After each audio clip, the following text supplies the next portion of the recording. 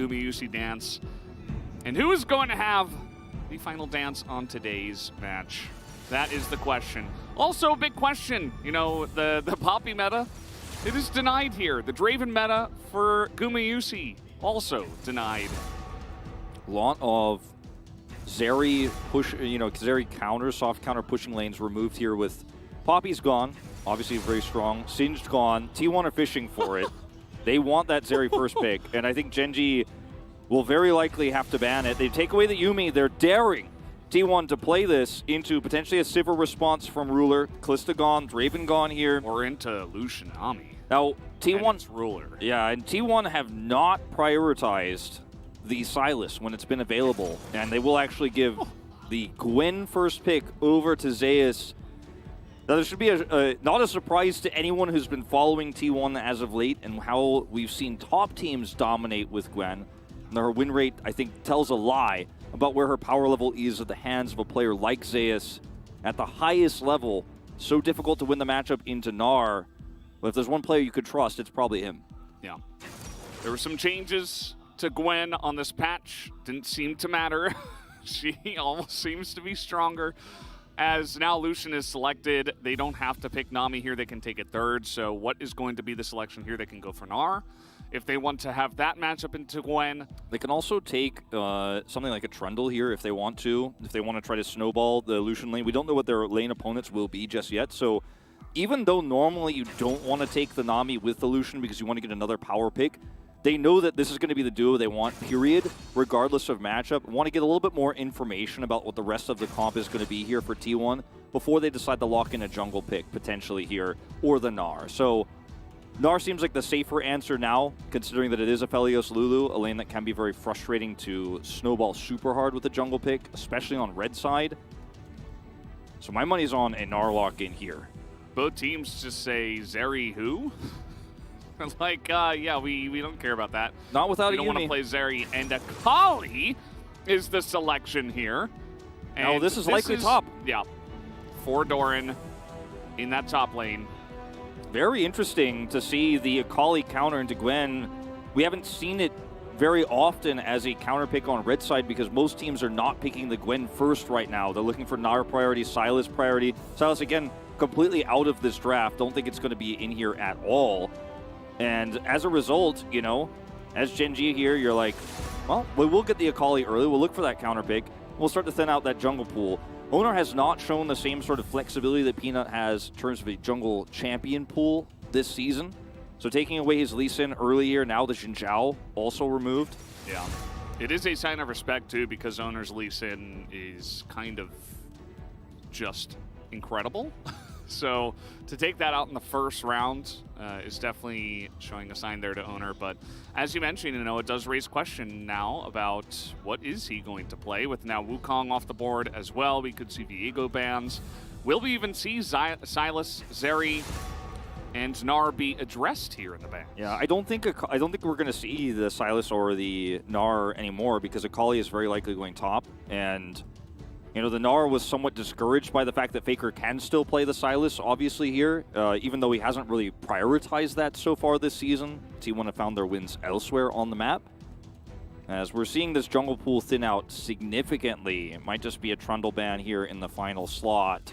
No, it will be the Vi instead, actually. Very deep dive with the Akali, with the Lucian damage. I think it's a pretty reasonable ban. The Trundle is not going to be as useful in mid-game skirmishes outside of the early game. And not something they necessarily pick up here against the Gwen either. You can pillar Aphelios, but they don't have a lot of hard engage. And well, this is one way to shore that up, right? You, at the moment, before the Skarner, they had Tidal Wave. Other than just sending in your players to dive without any setup. So Skarner is going to be the choice. I think Master Yi into Skarner is not the choice. It's just been a bit of a meme for T1 since we hit patch 12.13. They like to hover it. Something like an Udyr or a Hecarim into this can help outpace the game here for T1. A lot of power on top side too in a matchup where Zeus could try to control. And Twisted Fate, similar idea, right? You can try to make that global impact on the top side of the map where the Akali counterpick comes through. And they might just go all in on the Udyr I was mentioning before with this and really just try to outspeed GENG through this game and keep them at an arm's length in the later parts of things while the Aphelios grows into that 2-item spike.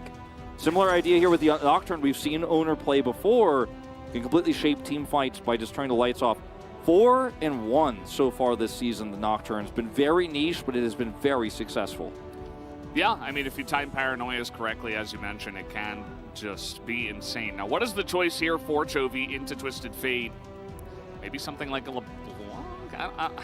You don't really have any engage outside of the Skarner right now. Yeah, it's really tricky. Silas still available. I mean, Silas is one of those old-school Twisted Fate counter picks where you match the rotations, you steal the Destiny Gate away. And since Silas is still open here, and, you know, you have a Lucian, doesn't feel bad that you're going double magic damage top and mid here with the Akali and the Silas. You have Skarner for some really nice picks and Nami setups with the Tidal Wave. And later on in the game, the Twisted Fate is going to be very relevant because you have Nocturne for long-range engage, you have Rapid Fire Cannon gold cards to catch Lucian, so his cleanse is something that we're going to have to really keep our eyes on here. Because the biggest problem for mid to late game Lucian has always been that while he's trying to look for a pick, he sometimes gets caught himself. Ruler has been so good at walking that line, he has absolutely been our best late game Lucian player. But with Twisted Fate gold cards on the other side, you've got a Lulu. Who is he realistically going to be able to find kills onto in the later parts of the game? I think that job is mostly going to be relegated to Doran on the Akali this game around. Such an exciting draft here, Valdez. Very much a far cry as well from everything else we've seen this week. This is its own T1 Genji specific draft. It's not really attached to the meta. It's just based on the bands that came through for these two teams' strengths. Love to see this. Yeah, it always kind of gets a little bit down and interesting when we get two teams that are at this level and are relatively evenly matched. I'm a bit terrified of Ruler getting his hands onto the Lucian pick again. That has been, I mean, outside of the Callista, has been the scariest thing that I've seen him play. And he has multiple highlights on that one, so we'll see how it works out. I think T1 have a difficult draft to play out. I think there is a lot of finesse within this in terms of side laning, in terms of how you play out team fights. There's not much of a front line at all, and you've got a couple of carries that need some time to get online. Yeah, I think it's going to have to be a very measured early mid game here for T1 Valdez. Absolutely. Well, guys, we have it. Game 1. Let's go.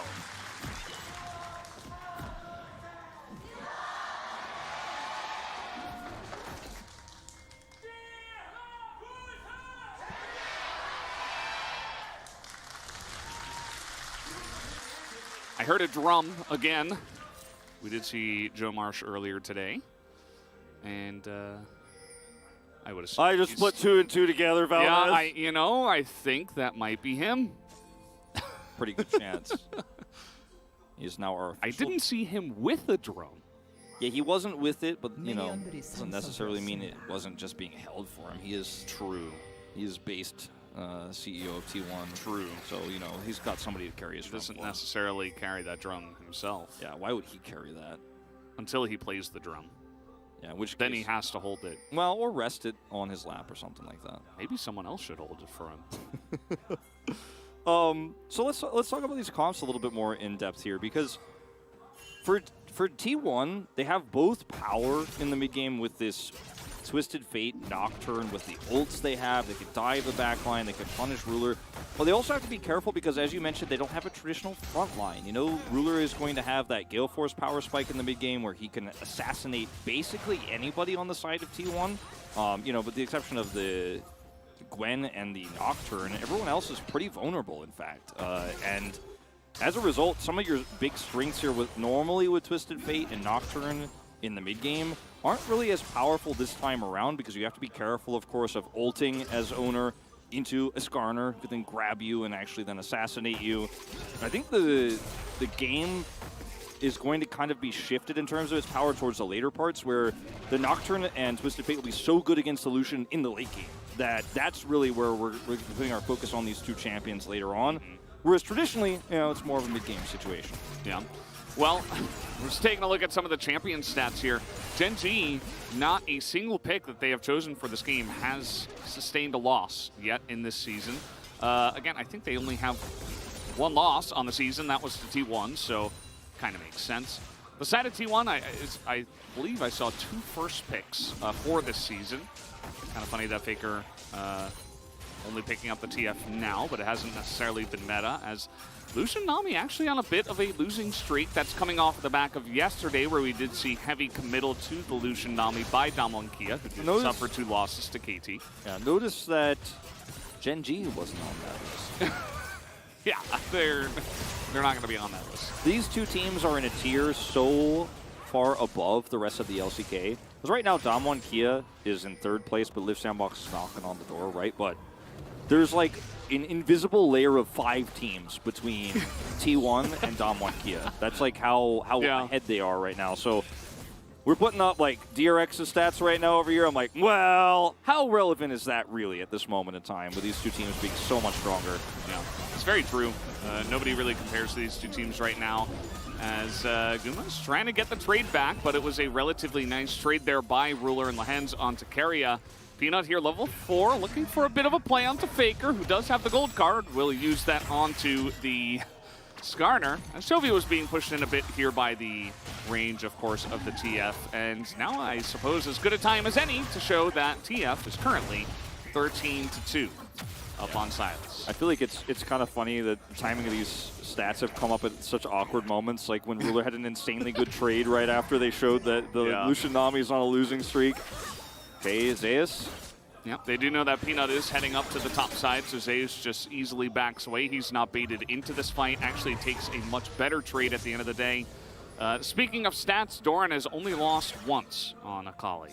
Yeah, he's only played 10 games of it, which I know kind of sounds like a lot when you're thinking about this meta, but...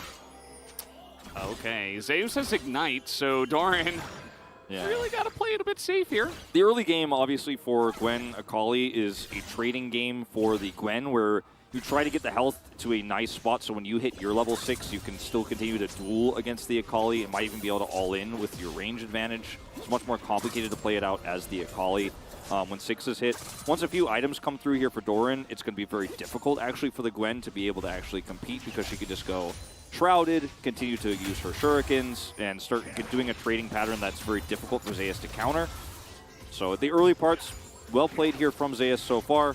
We'll actually take an early teleport and continue to try to further that lead on the top side and force Doran to back here and lose minions while he teleports. And really well played from Zeus so far in terms of that laning. Comes back with a Doran's ring, refillable, extra health. Just wanting to further this lead as long as possible in the early parts of it. Yeah, absolutely. And in terms of the player matchup, as we already mentioned, I think Zeus is going to be pretty comfortable. Even though Doran is quite the strong player, Zeus is Zeus after all. This bottom lane is very interesting. You know, coming into this series, there is a lot of information that both teams have on each other, and I'm sure that T1 have been preparing a lot for Lucian Nami, because Ruler and Lehens, they get their hands on this very often, and they look incredibly dominant, very confident. So you can prepare something into this, and the preparation ended up with Aphelios Lulu, which on paper I was like, you know, it can trade decently, but so far it's actually been pretty... It's been pretty nice in the 2v2. The 2v2 is really nice, because the good thing about this for T1 is that, okay, Keria is going to get hit by an Aqua Prison as owner shows up. I'm always wary about going on a long color point in a game like this. We're reaching breaking points here. Level 6s are getting hit. But have some time. The Lulu can just continually Glitter Lance, and obviously Aphelios isn't able to do the same amount of damage as Lucian does with his passive, but with Calibrim he can trade pretty aggressively, and Nami is not really going to be able to get chances to proc Electrocute in this matchup very well. And if you overextend and get Gravidomed, you can just die. You won't actually win the all-in, especially with Lehens running Ignite here. They're heal-less in this lane, so with heal for Gumayusi, it's really hard for Ruler and Lehens. Exhaust, right? Yeah, sorry, he took Exhaust instead of heal, right? He's heal-less. Okay. Is what I said, but yeah. I know that kind of came out. You did say Ignite, though, so I was like, whoa. Yeah, so I'm missing something. He's heal-less. There's no Ignite also. Like, it's a heal-less lane, and they don't have Ignite. It's like, Ruler didn't take heal, Lehens didn't take heal instead, so they have neither heal nor Ignite. That is what I am getting at here. Gumayusi and Keria have both, however, so you can't all-in. And so if you just kind of play it slow as T1 and slowly, forcefully push that lane forward, use the power of the Glitter Lance and keep trading, it's hard for Ruler and Lehens to actually have a whole lot of power, while their jungler is basically a wet sack before 6 as well. You know, like, Skarner, he doesn't do a whole lot. You got to flash out of Faker. That's an interesting way to put it, but yes, I do agree with you. Oh, I mean, have you ever seen Skarner run at somebody pre-6 and like, oh, Ruler gonna face check that one. Insta cleanse on the polymorph, has to flash 2. Faker's in the bottom lane, and I think Lehens is just dead meat. Down he does go, and first blood comes in as Chovy is just going to Destiny into mid. That he did steal, but excellently set up here by T1's bottom lane. Yeah, so getting a kill this early onto the Aphelios feels amazing for T1's composition. And unfortunately for Ruler, he's now going to be zoned away from some CS significantly without the Nami there, who didn't have 6, by the way, for even Peel. Faker can stay here. He can force a bigger rotation. Owner has ultimate now, and it's just a 4-man bottom side, basically. I mean, there's nothing you can do as Ruler or Lehens here in this situation. You're going to lose so much farm. It's just crazy. I mean, how do T1 are doing to GENG what GENG have done to every other team in the LCK? They come in here and they're like, no, like, we got you figured out.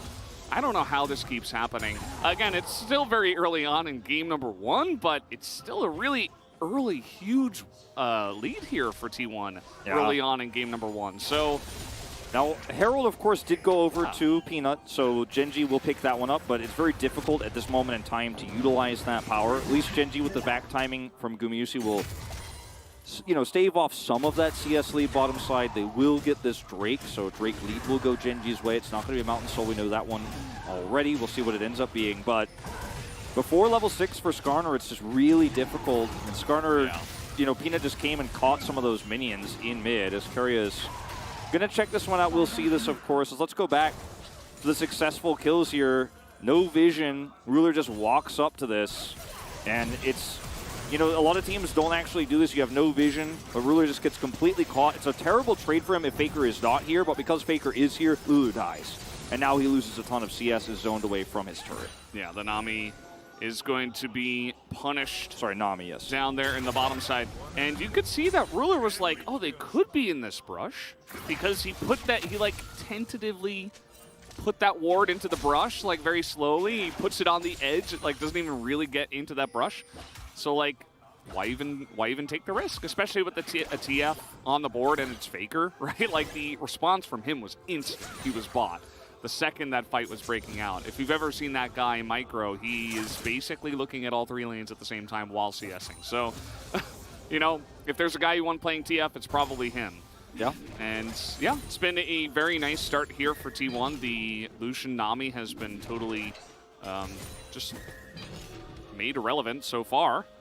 And as we've talked about a lot, especially in our first series, nice trade here for Ruler. Keria going to eat a ton of damage. Here comes Skarner.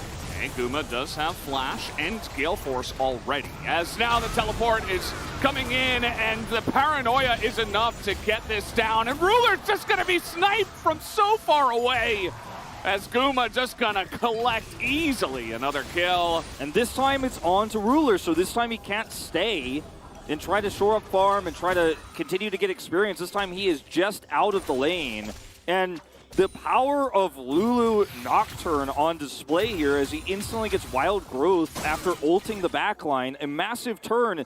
And T1 can always trade up in terms of members being in a skirmish because they have these 2 ultimates. We talked about how it might not be that powerful this stage of the game to use those ultimates because of all the counterplays, but when GENG start the play first, then you get to respond with this, and your defensive follow-up ultimates here are so powerful. As Ruler goes for this trade, Peanut's down here, and it looks like, okay, we could probably make this work. Gale Force. Gale Force, and also, like, he was so far away, he had so much space to dodge the tidal wave. Cleanse gets used here from Ruler, but it's Infernum on that Moonlight. It's Peanut that's too close to Ruler that actually makes the AoE hit Ruler to make sure that the kill actually happens. Just kind of unfortunate, but yeah, it just felt very forced. You know, the Skarner so far has gotten 0 value, and this is so different from what we've seen Peanut do to other teams where he picks up the Poppy gank spot all the time. Obviously, that's on blue side more often than not. But so far, he's just had no effectiveness in this game. He did get this Rift Herald, as you did mention. Yeah. But everybody is here from T1, and even a teleport is going to be used. They might actually be able to stop this charge.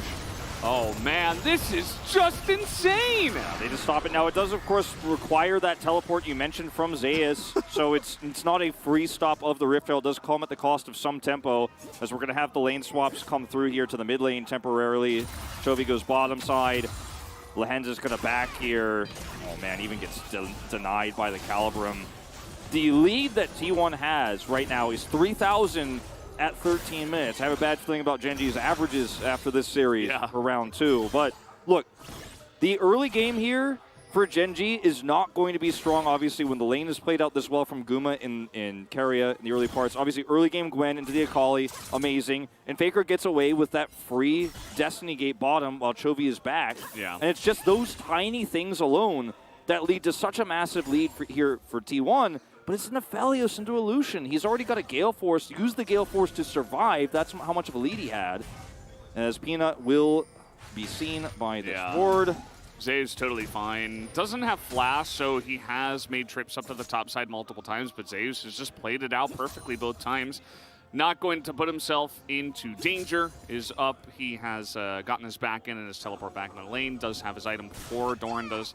And yeah, I think, you know, you said it with the Skarner, but also with the Nocturne. Both of these junglers, they want to farm to level 6. So what happens is they do not have a part in the bottom lane. We've seen so many games that are like 3v3, 4v4, 5v5 in the bottom lane. But this game was all 2v2. And then the Aphelios Lulu was able to take a 2v2 victory this hard.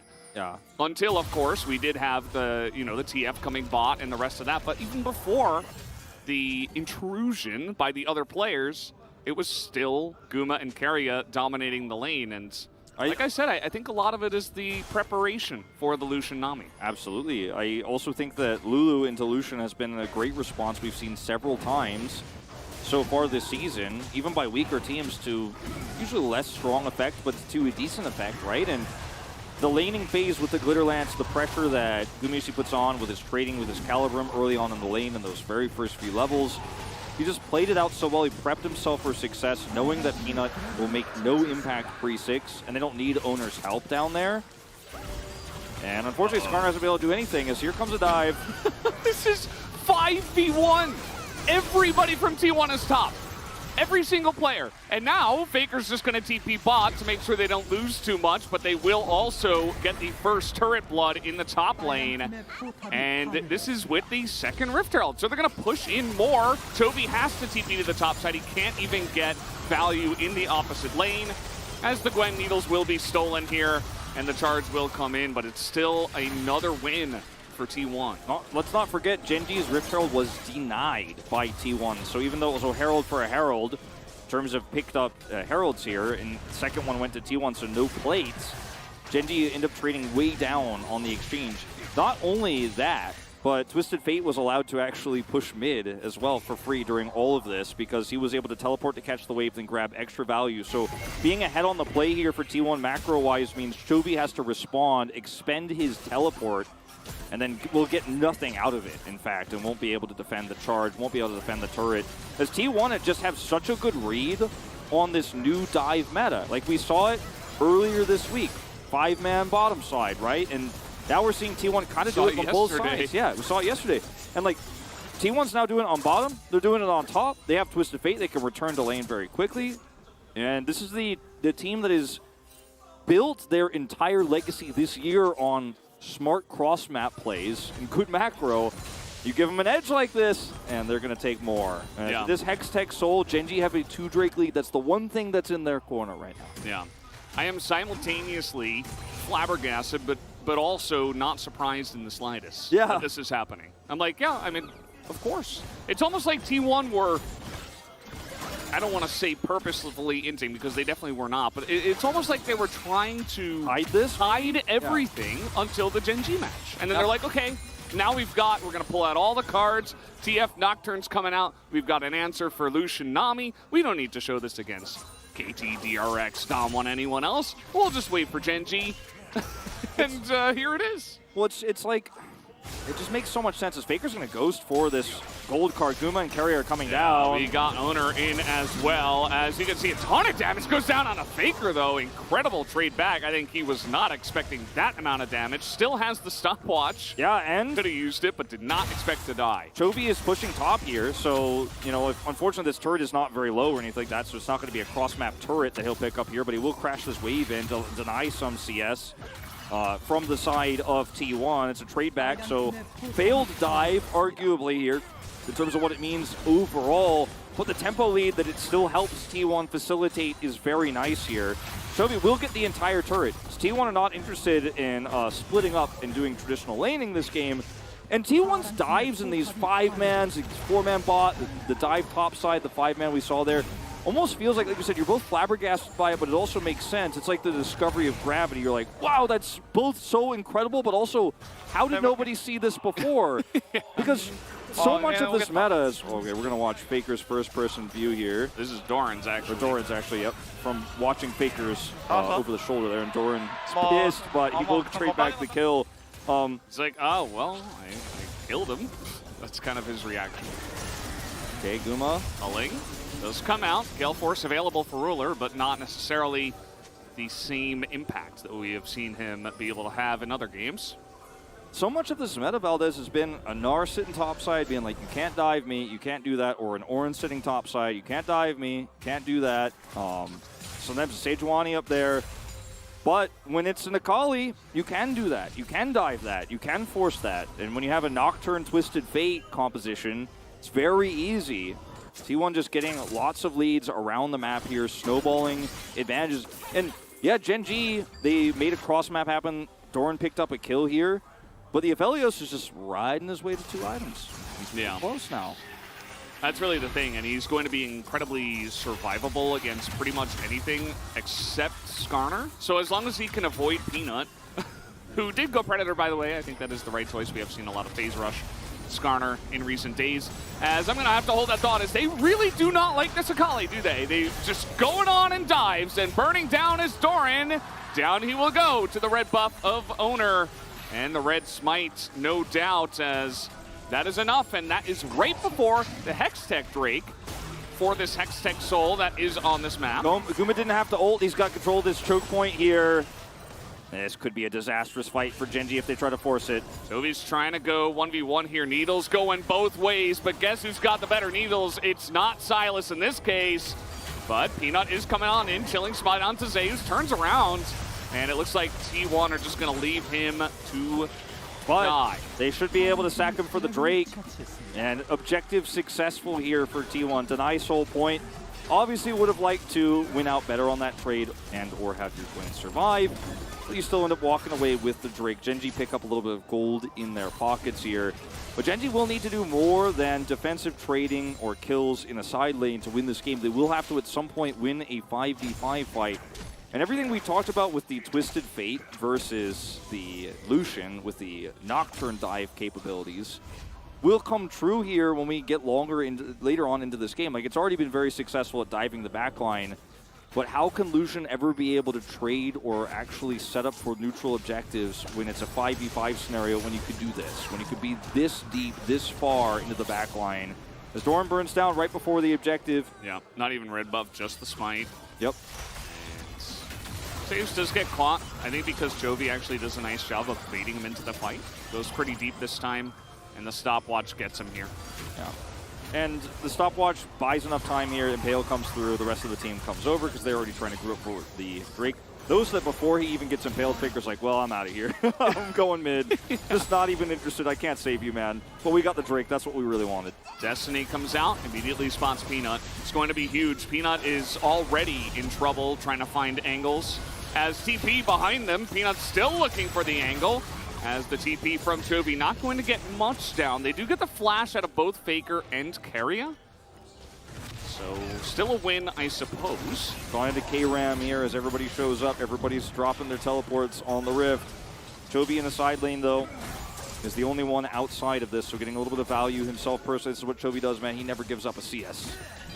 Will Destiny gate his way over to grab that Gromp. Never give up a Gromp. He has a Chovy level of CS right now, and I mean, the Sylas is going to be fed regardless of basically not doing much in the game outside of farming, so that's basically the Chovy effect. Faker obviously has made many more map plays and helped out his team a lot more. Yeah, Faker has generated global gold for his team, whereas Chovy has been able to at least get some items online here. He has a very early Zonias with all that extra money he has, and he's hoping so desperately his team is going to give him a 5v5 team fight where you can finally get on top of that Aphelios, get at him, you know, and actually do his job here. It's also a Sylas into Twisted Fate where there aren't a ton of other great ultimates he can use to steal to initiate the fight. As we watch this exchange one more time. That's what we missed, actually. I think we missed that. Yeah. Just forcing the flash and the cleanse out of Ruler. Doran nearby here in the side brush. Just being a little bit cheeky, not going to go all in. He's fallen so far behind that the Akali counter pick for the Gwen isn't as relevant. It's still relevant, but it isn't going to be domination we're seeing here from Doran. He hasn't flipped this one on its head and started to take a lot of control where he can threaten the Gwen out of lane and stuff like that just yet. But we are getting closer to those potential breaking points as he is going double mask here. Yeah, it's kind of interesting. You know, we haven't seen this 1v1 in a bit, especially at this level, right, between Zeus and Doran. Gwen has seen so much play, and it's been kind of developed so many times. As T1, they're going to interrupt me. They really do hate this Akali. They do not want to see this one again, as trying to trade it back is Doran, but the fear is just a bit too much. Gets killed mid-ultimate. Not able to do anything. Force of nature on Owner. Like, he's just not going to even take damage in this exchange. They give him the kill. He's 3-0-2. He's got Strike Breaker. And one way to make sure that the Akali never wins side lane is just to kill her repeatedly. Guma has Flash and Gale Force, so he's totally fine. And heal. And Bloodthirster. And Tier 2 boots. Yeah. It's really fast. Okay, he was not really in a whole lot of danger there. T1 50 seconds until this Drake. Ooh, Gravitum comes in. Guma's got the speed up. And he's just threatening it.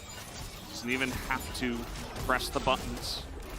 It's just making life difficult for Ruler, who's going to come over here and take the red buff, but it's not easy pickings for him. He's not the one being aggressive, looking for 1v2s anymore. I'd like to see Gwen ultimate stolen. I say that, and now Guma's just going to die. Alex not to flash. Yeah, Alex not to flash there, and GENG are faster grouped up for the Drake now, plus the 80 carry is dead. I was going to say, going into this fight, I'd like to see the Gwen ultimate stolen, just so that we could see the power of this Sylas and the AP that he has here put on display with the Lucian damage. Doesn't matter anymore. Now he's just going to take the Nocturne ultimate away. He could turn the lights off here and could turn to rush towards Baron to prevent any sort of trading. Gumusi is not up for 15. T1 would love to trade this second Drake or third Drake for GENG here for Baron. But they're not going to get that chance. They don't have the damage without the Aphelios. And with the Nocturne ult stolen here for Chovy, he can collapse on them so fast. Turn the lights off, and this is what the excessive side laning will also get you outside of gold. It is the level 16 for Chovy. He's just going to use Paranoia because why not? His hijack is super fast, is what you're getting at here. He's got a Banshee's Veil now. He has gone for this kind of tanky utility build that we have seen. And it just means that the Sylas is going to be insanely difficult to kill. He's sticky. He's very difficult to peel for with Gumusi being the main target. Obviously, he doesn't have Cleanse this game because he took the heal in the Ignite with Keria so that he could actually end up winning out the 2v2 there. And, you know, you're not normally afraid of anything. You can't cleanse the Skarner ult, stuff like that. But you're going to feel a little bit worried when the build comes through with Everfrost and the gap close that Chovy has here on this Sylas. Is a little bit of a greedy positioning there. Farming in mid for Guma does get punished moments ago, which leads to GENG taking Soul Point. This really changes the equation here in terms of what this draft is capable of later on. Yeah, some side laning problems. Doran's 1 and 4. Sylas not going for a damage build. Lucian fairly low range against Nocturne and the Twisted Fate. But you can play it differently if every single time you hit somebody, you get that chained slow onto T1. You can play the game a lot slower. You don't actually have to literally all-in someone as the Lucian anymore. Yeah, it is very true. T1 here just hanging together now that there is no objective. They have their Felios up, and I'm a little bit surprised that they haven't really tried to angle over towards the Baron and even try to use some of that side laning that they have. The ability to steal a lot of those worlds, or those global ultimates, I should say, from Chovy, from that Sylas, could be part of the reason. Don't want to get caught in the side lane as a TF.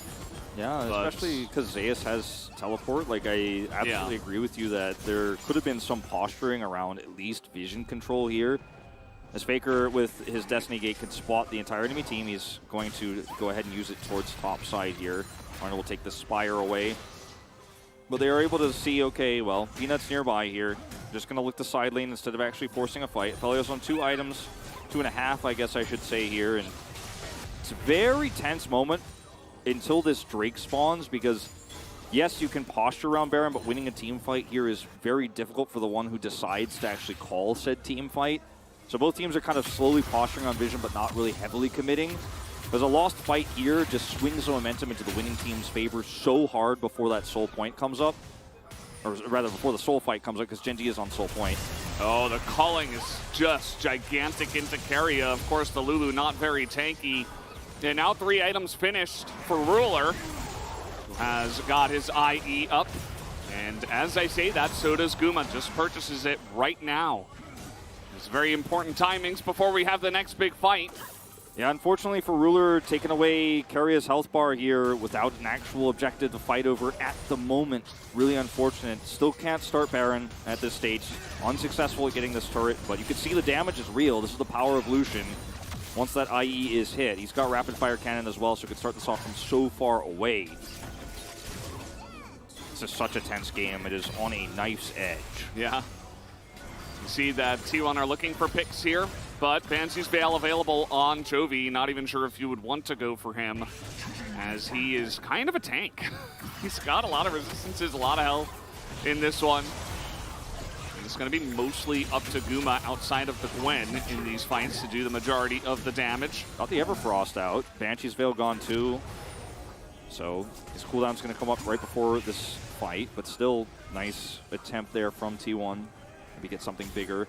And GENG so desperately want to force this turret down so they can actually try to control this choke point around Raptor Camp, but they don't have the range to hit this turret. They don't have waves. T1's wave clear is so good.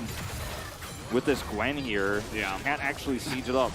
Their highest range is Lucian, so outside of that and culling and abilities, they don't really have much to actually shell the turret. So a ton of posturing, a lot of K-ramming, a lot of denying vision. Yeah. Right now, GENG in a much better position in terms of that vision. It's really important to note that because it's soul point, GENG, you know... Oh, Doran again. They're trying to get on top of him, but this time he has a stopwatch. But they are able to break it and get the Nami ult. This is a massive trade up for T1. They also get the Paranoia out of Chovy. Yeah. And I believe Owner used his as well. Either way, Peanut looking to come in from the side. Nice low onto multiple. But Glitterlance has been his bane in this game. He hates that ability. It's now trying to frontline. That's going to be another steal here from Chovy. This is the team fight setup here for GENG. Doran on the flank angle. Faker is so extremely low. Culling comes out again. The pull onto the Gwen. They're trying to 100-0 him, and they do. Peanut going to get the stun on Takuma as well, as he was trying to frontline and follow up the damage, but instead he's going down too. GENG get a couple, and they will pick up the Hextech Soul. And they will pick up Baron alongside of it very likely here. There's just no way for T1 to contest this. 35 seconds on Guma. Chovy's going to take down the mid turret, and they can just rush right for it. Keria and Owner going to come over here, see what they can see, but there is no good news for the T1 fans right now in this game. GENG now can slow every single member as they're going to look for a miracle steal. Wild Growth, not up. There's Flash available. They just need to put down a ward at the exact right time. Looks like they don't have a ward. Keria's trying to get in there. They spot Owner, and this ain't happening. Owner's just going to have to run away.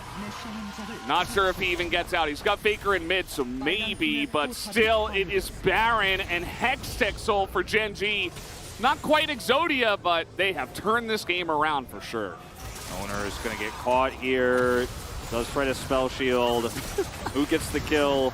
Going to be Ruler, of course. They don't give that one over to Doran. He's going to pick that up, put that extra money in his pocket. Already has 3 items. Going to be building for an insta-buy, actually, of the Soreldas there. Has so much money given over to him in this fight. As T1 here, Faker's extremely low. Peanut gets the grab, and that's it. Zeus is gone. So much of your damage and your longevity in this fight is in the Gwen actually hitting her Qs and her needlework in a line on the members of GENG that have to run at you. But when she's just immediately removed, it doesn't matter. Calls out Gwen. Pulling Gwen, and they just turn on her. She's CC chained together, and then he just calls Aphelios. And he's like, we're going to eat, we're going to get to eat. He literally says eat in Korean, but we're going to take Drake right after this. And he just walks away before they even kill him, because he knows, like, take Drake, go Baron. And now, like I said, it's not quite Exodia, but you do have insane amounts of pushing power. They don't really have Siege without this, these amount of buffs. So they are going to be very happy with this, trying to throw out some nice cullings, try to get T1 off of the turret to not be able to wave clear as they have before. Look at that, just aggressively dashing forward here as Ruler. He has Gale Force, he has the culling you mentioned, has level 16 on his culling. So he can do a ton of damage with this, and it's on a fairly low cooldown at this stage. Here comes Ruler again, insane amounts of poke damage. That is what the Lucian can do, and that is why he's so important for these sieges when they do go for them. So the damage is coming in, not quite able to chip down that turret just yet. Jovi level 18, all that extra side laning, all that extra farm. He hit 16 so fast, now he's maxed out. All of his abilities fully upgraded. Look at how quickly his hijack comes back. And he's looking for an angle here. If they get a pick, they can win the game off of this Baron. Still 45 seconds left on it. Weak Siege, as you mentioned, is using this cannon minion. Okay, they're gonna move mid. And yeah, now that they don't have the Lucian abilities, it's kind of like, well, we either bully our way in or not, as that is going to be the paranoia available, as in goes everybody, the Akali and the Sylas, try to make their way, and that is what they had to do just to get the turret. Yeah, they couldn't get the inhibitor either. Bottom inhibitor turret still stands here, and T1, very successful defense here of the Baron, but they have really good wave clear. They have a Gwen, and she could just delete mini waves, as you can see here. And champions. Yeah, and champions almost as well. happened there, just randomly.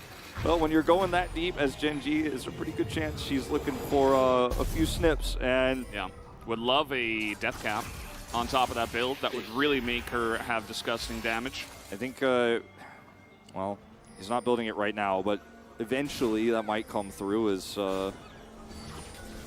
the Void Staff for now still going to be very effective. Oh no. Uh-oh. Zeus caught again. I don't think there's much that Keria can do. Just delay the inevitable.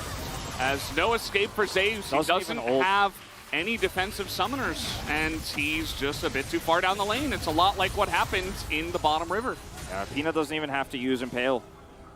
So they can actually look for another pick here. This is not the end of their aggression. They're going to look for the Gwen. I mean, if the Gwen doesn't exist in the game, then there's so much power lost on the side of T1 as Keria is just going to die. Culling gets huge value, and now you can go for the dives. Down goes the Aphelios. GENG gonna pick up game number 1 here. 35 minutes to get it done. They hold strong, and a couple of impales is all they need to get the job done. GENG gonna start off strong here on the red side. Even though they were backed against the wall, Ruler was losing farm, he was losing his turret. We saw a dive bottom side, a dive